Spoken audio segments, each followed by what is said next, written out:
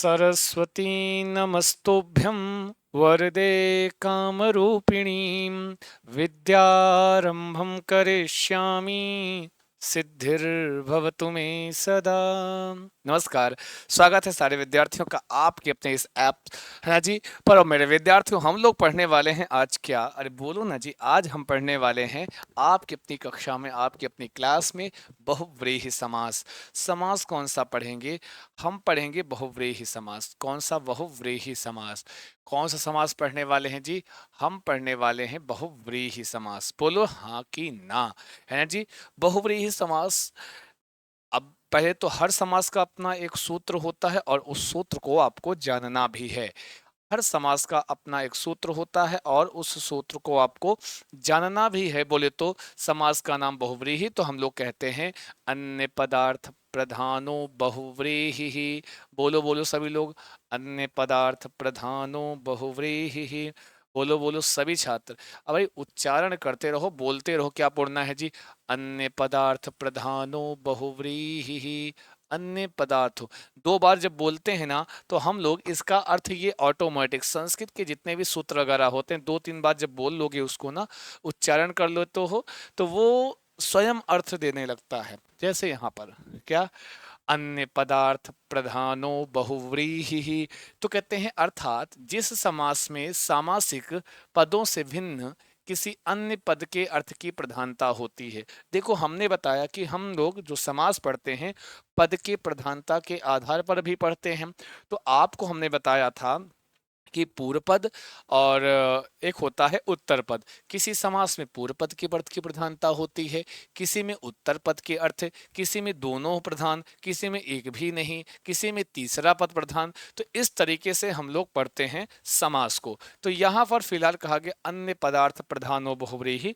अन्य मतलब कोई तीसरा, मतलब ना तो आपका पूर्व पद प्रधान होगा, ना तो उत्तर पद प्रधान होगा, ये दोनों पद मिलकर के किसी तीसरे पद की प्रधानता का बोध कराएंगे, है ना जी। ऐसा इसमें होगा। तो अन्य पद का अर्थ प्रधान होता है, उसे हम बहुव्रीहि समास कहते हैं। अर्थात बहुव्रीहि में जितने भी पद होते हैं वे सभी मिलकर किसी दूसरे पद के विशेषण होते हैं। किसी दूसरे पद के विशेषण होते हैं, मतलब तीसरे, जो तीसरे को हम बता रहे हैं, अन्य को बता रहे हैं, वो उसके वो जो अन्य पद जो पढ़ते हैं वो उनके विशेषण के रूप में प्रयोग हुए रहते हैं। ठीक है, वही हमारा बहुव्रीहि समास होता है। बहुव्रीहि समास के भेद भी हुआ करते हैं। तो इनके मुख्य रूप से तीन भेद हैं। कुल मिला के हमको बहुव्रीहि समास जो पढ़ना है वो तीन भेद में पढ़ना है। तीन भेद में मैंने बताया ना, अगर कहीं पर आपका क्या होता है कि आप देखते हैं बार बार कि भाई साहब आपका ये चेंज हो जा रहा है, वो तो हम लोग क्या करते हैं, एक होता है आपका समानाधिकरण बहुव्रीहि, एक होता है व्यधिकरण बहुव्रीहि और एक होता है व्यतिहार बहुव्रीहि। समानाधिकरण, व्यधिकरण और व्यतिहार, इस तरीके से तीन हमारे बहुव्रीहि समास के प्रकार हैं। आपको भी पता होना चाहिए। समानाधिकरण से तात्पर्य जहां पर दोनों पद में विभक्तियां समान होती हैं वो समानाधिकरण बहुव्रीहि कहलाता है। व्यधिकरण का मतलब होता है जहां पर दोनों पद में, हमेशा दो पद होते हैं, मैंने बार बार बताया, याद रखना, पदों में समास पढ़ रहे हो आप लोग, पूर्व पद और आपका उत्तर पद। ठीक है, पूर्व पद और आपका उत्तर पद हम लोग पढ़ते हैं। तो जब पूर्व पद में कोई और विभक्ति हो और उत्तर पद में कोई और, तो वहां पर हम व्यधिकरण के अंतर्गत पढ़ेंगे। व्यतिहार जहां लड़ाई मार झगड़ा है, जहां पर इत्यादि इत्यादि ऐसे कुछ प्रयोग हो, वहां हम व्यतिहार बहुव्रीहि उस शब्द में हम पढ़े, उस सामासिक पद में बहुव्रीहि समास व्यतिहार जानते हैं। आगे हम सब डिटेल भी करेंगे। पहला है समानाधिकरण बहुव्रीहि। पहला कौन सा है जी? समानाधिकरण बहुव्रीहि समास। इसके दोनों पदों में क्या होता है जी? समान विभक्ति का प्रयोग होता है। हालांकि आपके परीक्षा में कभी ऐसा नहीं पूछेगा। मैं इनके भेदों को अलग अलग इसलिए पढ़ाता हूं ताकि आप जब विग्रह अलग अलग हो अगर हर समास का, तो आपके अंदर किसी प्रकार की कंफ्यूजन क्रिएट ना हो। आप समझ पा रहे हो हमारी बात को? इसलिए आपको, नहीं तो आप, ये सब बहुव्रीहि के ही भेद हैं और इसमें किसी प्रकार की कोई समस्या नहीं है, ना होनी चाहिए। आइए, तो समान विभक्ति दिमाग में रखना है। ठीक है, कि इसमें हम क्या करते हैं, दोनों पद में समान विभक्ति का प्रयोग होता है। जैसे सामासिक पद है कि पीताम्बरः, एक शब्द है पीताम्बरः। तो अब पीताम्बरः, पीले वस्त्र वाला। अभी जो पीताम्बरः शब्द यहाँ पर प्रयोग हुआ है मेरे प्यारे विद्यार्थियों, पीताम्बरः शब्द का जो प्रयोग हुआ है यह एक सामासिक पद है। पीता, पीतम अंबरम, तो लिखा हुआ है पीतम अंबरम यस्य सह, पीला है अंबर, यस्य मतलब जिसका, सह मतलब वह। अब यहाँ पर पीला और अंबर ये दोनों मिल करके किसी तीसरे को बता रहे हैं कि भाई पीतम अंबर, पीला है अंबर मतलब वस्त्र, यस्य मतलब जिसका, वह उसकी चर्चा।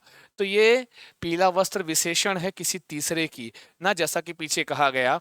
तो ये वो क्या कौन है, जय श्री कृष्ण जी हैं, तो उनका वस्त्र पीला है। तो यहाँ आप पीताम्बरा के पीत और अंबर ये दोनों मिलकर के श्री कृष्ण का बोध करा रहे हैं, किसी तीसरे के अर्थ को हमको समझा रहे हैं, बता रहे हैं। अतः पीताम्बरा में समास कौन सा हो गया, वही अन्य पदार्थ प्रधानो बहुव्रीहि, तो बहुव्रीहि समास हो गया। लंबोदरः, तो कहते हैं लंबोदरः, एक लंब एक उदर, दो पद हैं, पूर्व पद और उत्तर पद। तो इसका हम जब विग्रह करते हैं तो कुछ यूं होता है, लंबम उदरम। आप एक चीज देखोगे, कहा गया था समान विभक्ति, पूर्व पद है पीतम, दूसरा अंबरम, दोनों में समान विभक्ति प्रयोग हुए।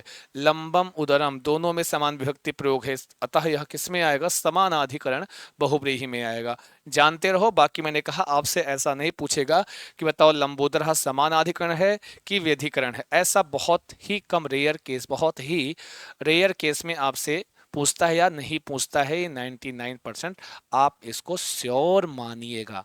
बात समझ रहे हैं हमारी आप लोग, है कि नहीं? तो हम लोग इसको कहते हैं पी लंबम उदरम, यस्य सा, लंबा है, उदर मतलब पेट जिसका, वो है आपके श्री गणेश जी हैं, ठीक है। नीलकंठ शब्द प्रयोग हुआ है, क्या, नीलकंठ शब्द प्रयोग हुआ है, नीलकंठ, ठीक है, नीलकंठ शब्द का प्रयोग हुआ है। तो नील और कंठ दो पद हैं, ये नील शब्द उत्तर पूर्व पद है और कंठ शब्द आपका उत्तर पद है। तो नीलम और कंठम, यस्य सह, नीला है कंठ, यस्य मतलब होता है जिसका। याद रखना इसमें जिस भी समास के विग्रह में यस्य सह, यस्यासा, यस्मिन सा ऐसा दिख जाए तो समझ जाना कि वो क्या है, वो आपका बहुव्रीहि समास की अंतर्गत आएगा, ठीक है। यस्या सा स्त्रीलिंग शब्दों के साथ, यस्मिन सा यह नपुंसक लिंग के शब्दों के साथ, यस्य सा जैसे यहाँ पे पुल्लिंग शब्दों के साथ प्रयोग हो रहा है ना। श्वेतांबरः, श्वेतांबर, श्वेतम अंबरम, ये दोनों पद पूर्व पद उत्तर पद में समान विभक्ति प्रयोग हो गई है। यस मतलब है जिसका, वह, सफेद है वस्त्र जिसका, साधु का, है ना जी। हमको साधु शिव और इनसे नहीं मतलब है, हमको कहने का ये दोनों पद मिलकर के किसी तीसरे की विशेषण शब्द हैं, किसी तीसरे की विशेषता बता रहे हैं ना, वही आपका समानाधिकरण बहुव्रीहि समास हो रहा है।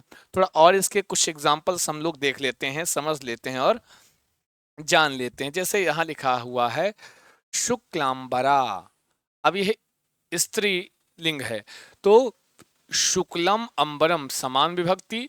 अब यहाँ यस्याह सा, जो कि स्त्रीलिंग है, माँ सरस्वती हम स्त्रीलिंग में है, तो इनके लिए सा का प्रयोग होता है। स्त्रीलिंग के लिए क्या, सा, और इसके लिए पुल्लिंग के लिए सह का प्रयोग होता है ना, ये चीज जानते रहना, ठीक है। हाँ, तो शुक्लम मतलब सफेद है, अंबर वस्त्र जिसका, वो कौन है, माँ सरस्वती। शुक्लांबरा, शुक्ल मतलब होता है जी सफेद, ठीक है, श्वेत, ऐसा हम कर सकते हैं। दशाननः, अब देखो यहाँ पे दश शब्द आया है शुरुआत में, दश। अब यहाँ पे आप कंफ्यूजन में आ सकते हैं, दशाननः जो है ये आप कैसा शब्द है, ये कौन सा समास है, द्विगु समास है या फिर बहुव्रीहि समास है दशानन में, बताओ जी। दशानना में कौन सा समास है, बहुव्रीहि है या फिर द्विगु है। तो चूंकि 10 शब्द क्या है, संख्या आपको लग रही है, लेकिन पूर्व पद दश है, उत्तर पद आनन शब्द है, आनन मतलब मुख। तो दशम दश आननानि यस्य सहा, 10 है मुख जिसके, तो ये किसी 10 मुख किसके हैं, वो किसी तीसरे की विशेषता है। 10 और मुख, ये 10 मुख किसकी विशेषता है, रावण की। तो रावण की विशेषता है, किसी तीसरे पद के अर्थ को यह द्योतित कर रहा है, बता रहा है दशानन। तो यहाँ पर आपका बहुव्रीहि समास हो जाएगा। ये 10 देख करके आप इसको द्विगु नहीं मानने का, ठीक है। इसको द्विगु समास, संख्यावाची द्विगु से आपको नहीं मानना है, इतना ध्यान रखना है। चतुराननः, क्या, चतुरा, चतुराननः, इसमें आपका एक शब्द आया है ना, चतुराननः। एक सेकंड रुकेंगे आप लोग, थोड़ा सा वेट करेंगे, है ना जी।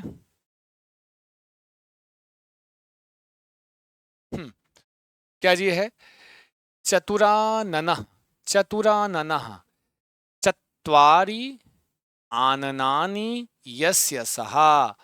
अब चत्वारि मतलब चार, आनन का मतलब होता है मुख, जिसके चार। अब देखो यहाँ पर भी आप चतुर शब्द आया है, मतलब चार का द्योतक है, तो संख्या है, लेकिन क्या द्विगु समास है, चार है मुख जिसके।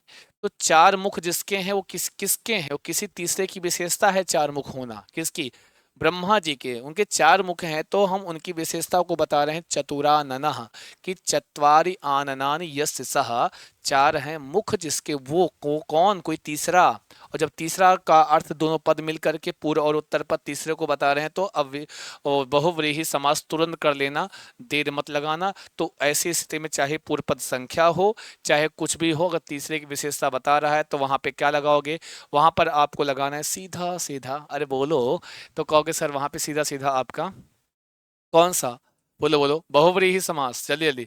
दिगंबरः, दिकम अंबरम यस्य सः, ठीक है। दिक अंबर यस्य सः, दिकम अंबरम, दिक अंबरम, दिगंबरः शिव है। लब्ध प्रतिष्ठा, लब्धा प्रतिष्ठा येन सह, ठीक है। नीलांबरः, नीलम अंबरम यस्य सह बलरामः अस्तु। इस प्रकार से ये सारे किसके उदाहरण हैं, ये सारे किसके, समानाधिकरण बहुव्रीहि समास की, किसके, बहुव्रीहि समास। हमने आपको तीन प्रकार बता, समानाधिकरण, व्यधिकरण और व्यतिहार। समानाधिकरण दोनों में समान विभक्ति का प्रयोग, ये सारे उनके एग्जाम्पल हैं। अभी जो हम दूसरा पढ़ेंगे, जिसको हम लोग क्या कहते हैं, क्या नाम देते हैं जी, तो व्यधिकरण तत्पुरुष का नाम दे, माफ की तत्पुरुष के, तत्पुरुष में भी दो ही भेद होता है, समानाधिकरण और व्यधिकरण, है ना जी। तत्पुरुष के भी भेद होते हैं, ऐसे ही आपके बहुव्रीहि समास के भी भेद हो रहे हैं। तो इसमें हम कह रहे हैं कौन कौन सा जी, आपका समानाधिकरण पढ़ लिया। अभी हम आपको ले चलते, समझ में आ रहा है ना, व्यधिकरण की ओर, है ना जी।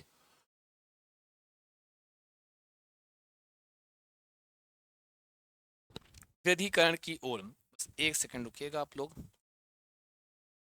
एक मिनट, हाँ जी, व्यधिकरण की ओर।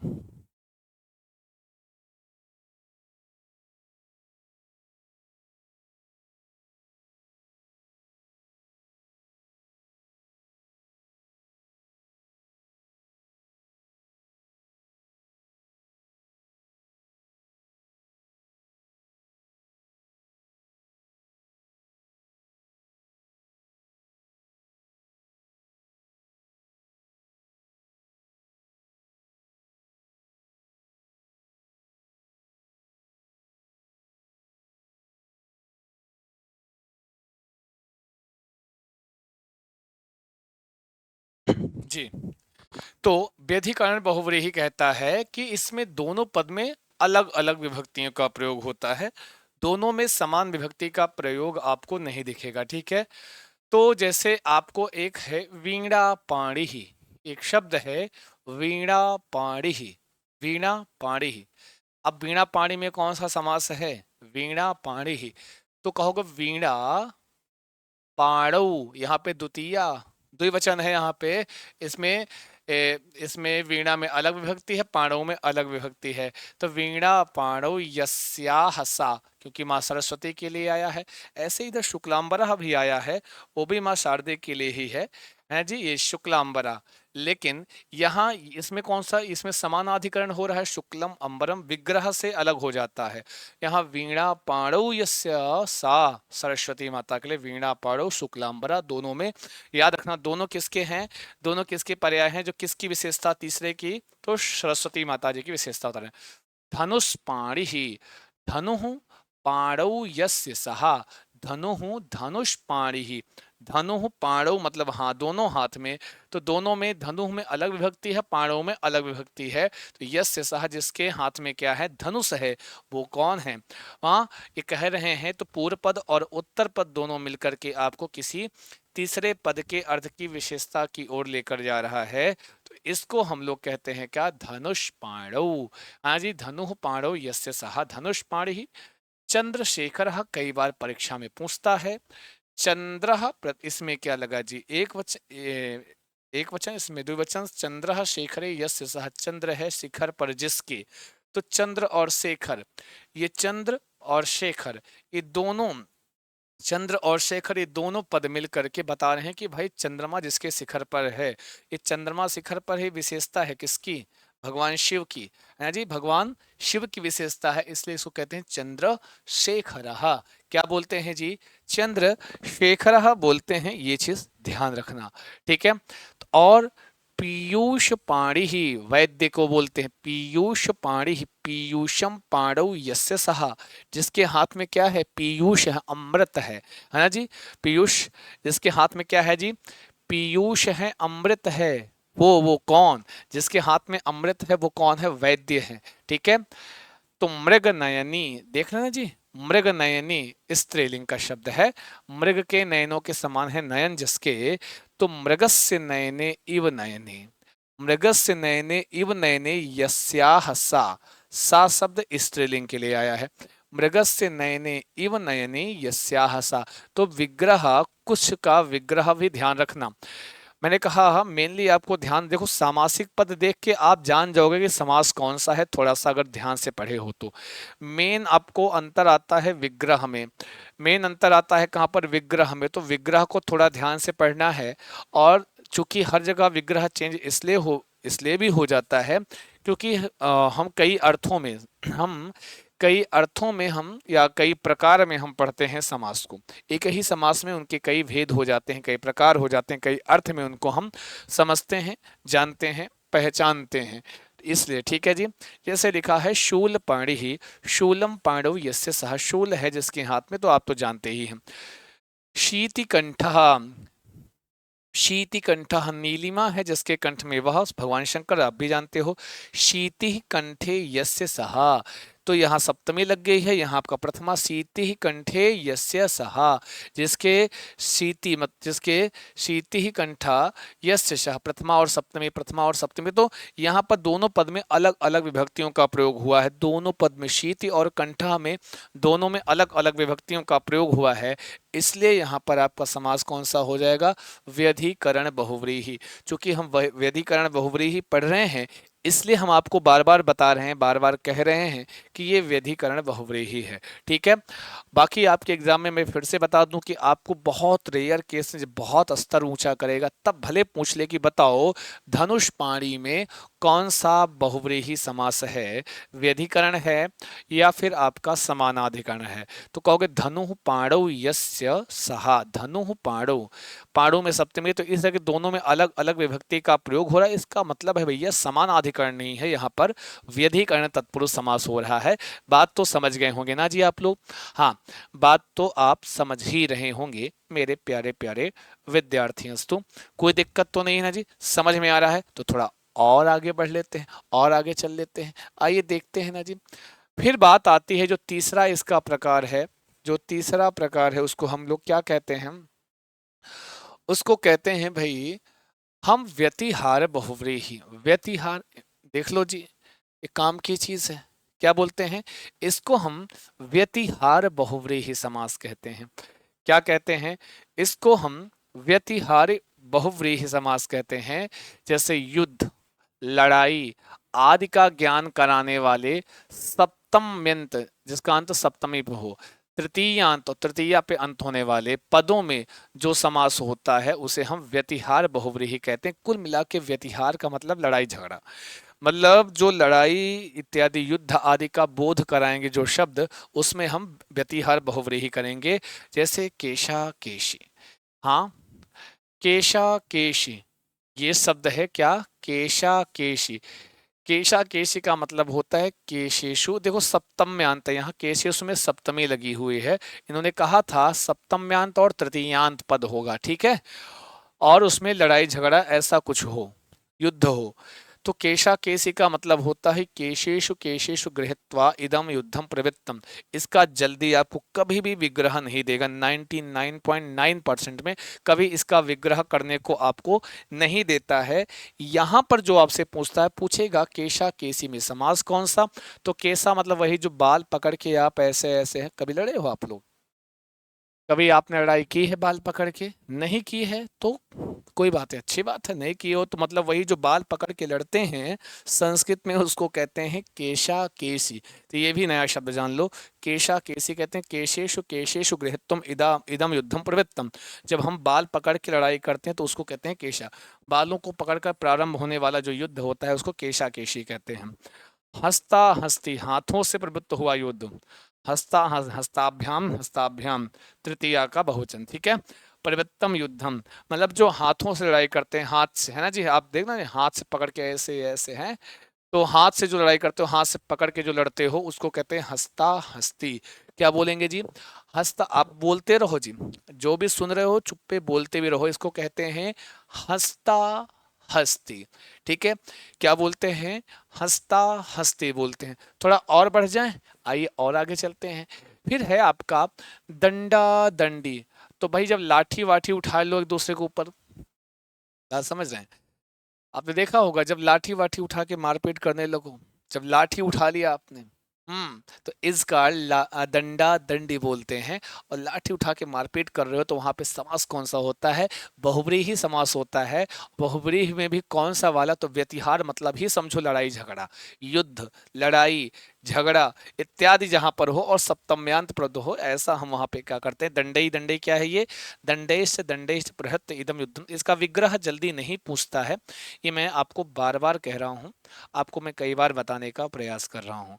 तो जल्दी इसका विग्रह नहीं देता है, बाकी तो सब ठीक है, कोई दिक्कत की बात, कोई समस्या की बात यहाँ पर नहीं है कि नहीं? बोलो, ठीक है ना जी? दंडेश दंडेश प्रहत्तम इदम युद्धम जी। मुष्टि मुष्टा मुष्टिल्यो, जब परस्पर जब न डंडा काम करे ना बाल पकड़ के काम करें, हैं, जब लाठियां काम ना करें, तब क्या शुरू कर दो? हाँ, मुष्टा मुष्टि कहते हैं। आपने कभी मुष्टा मुष्टि किया है? मुष्टा मुष्टि किया है तुम लोग? हम मुक्का से शुरू किए, वैसे ऐसे है। हाँ, तो मुष्टभिष्ट मुष्टभिष्ट प्रहत इदम युद्धम प्रवृत्तम। कुल मिला के जो हम मुट्ठी से मार के, मुक्कों से मारपीट करते हैं, कभी जब हम मुक्के से मारपीट करते हैं मुट्ठी बांध करके, तो उसको हम क्या नाम देते हैं? उसको हम व्यतिहार तत्पुरुष, माफ कीजिए, व्यतिहार बहुव्रीहि के नाम से जानते हैं। तो हमने जो अभी तक पढ़ा बहुव्रीहि समास में, ध्यान देना, बहुव्रीहि समास में आपको यहाँ पर मेरे प्यारे विद्यार्थियों अन्य पद के अर्थ की पहले तो प्रधानता होती है, पूर्व पद उत्तर पद मिलके दोनों, किसी तीसरे पद के पद का विशेषण होता है ये। हाँ, ये जो पूर्व पद और उत्तर पद इसमें होता है, किसी तीसरे पद का विशेषण के रूप में प्रयोग किया जाता है, और उन्हीं विशेषण से बोध होता है किसी तीसरे पद का, ठीक है। फिर हम लोग आगे चल के इनको तीन प्रकार से पढ़ते हैं। तीन प्रकार में एक समानाधिकरण होता है, एक व्यधिकरण होता है, और एक आपका व्यतिहार होता है। समानाधिकरण का मतलब मैंने समझा दिया कि इसमें कहीं ना कहीं आपको पूर्व पद और उत्तर पद दोनों पदों में आपको क्या देखने को मिलेगा? दोनों पदों में समान विभक्तियां देखने को मिलती हैं। उसके एग्जाम्पल कुछ इस तरह से थे: पीताम्बरः लंबोदरः, नीलकंठः श्वेतांबरः, दशाननः दिगंबरः, चतुराननः शुक्लांबरा, नीलांबरः लब्ध प्रतिष्ठा, इत्यादि इत्यादि बहुत सारे एग्जाम्पल हुआ करते हैं। तो ये सारे एग्जाम्पल आपके किसी के समानाधिकरण बहुव्रीहि के। और फिर हमने क्या पढ़ा? फिर हमने देखा व्यधिकरण। व्यधिकरण का मतलब ही था कि भाई पूर्व पद में कोई और विभक्ति लग जाए और उत्तर पद में कोई और विभक्ति लगी रहेगी, तो वो कौन सा प्रकार होगा?